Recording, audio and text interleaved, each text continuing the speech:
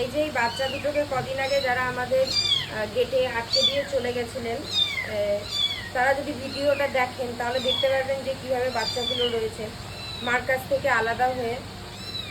যেখানে মায়ের বুকের দুধ খাওয়ার কথা সেখানে আজকে এরকমভাবে ওদেরকে ফর্মুলা মিল্ক খেতে হচ্ছে। তাও অনেকেই জানেন, অনেকে কেন বেশিরভাগ লোকজনই জানেন যে এখানে কিন্তু আমরা কেউ থাকি না, সারা রাত থাকার মতো আমাদের এখানে লোক নেই। আমরা সকালে আর বিকেলে আসি, ট্রিটমেন্ট করে চলে যাই। সেখানে কিসের মানে কি ভেবে বাচ্চাগুলোকে রেখে যায় আমি বুঝতে পারলাম না। যেখানে বাচ্চাগুলো 3-4 ঘন্টা অন্তর অন্তরই বাচ্চাগুলোকে ফিড করানো উচিত। মা থাকলে, ওদের মা থাকলে 2-3 ঘন্টা অন্তর অন্তরই খাওয়াতো। সেখানে খাওয়ানোর গ্যাপটা অনেকটা পড়ে যাচ্ছে।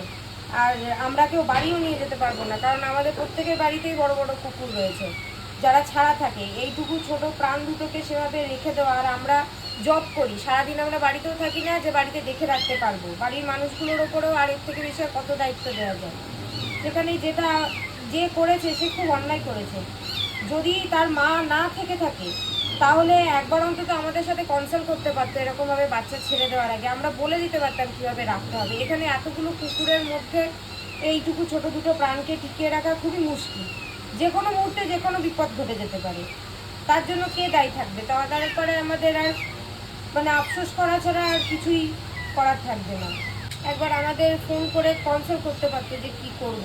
আর যদি মা থেকে থাকে, মা থেকে আলাদা করে দিয়ে তো খুবই অন্যায় করেছেন।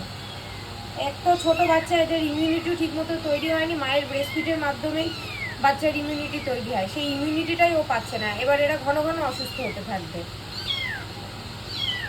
যাই হোক, যতটা চেষ্টা করছি আমরা এইভাবে বাচ্চাগুলো, প্রচণ্ড খিদে রয়েছে বাচ্চাগুলো। দুপুরে খাইয়ে গেছি, তারপরে আমরা এখন বিকেলে এসেছি।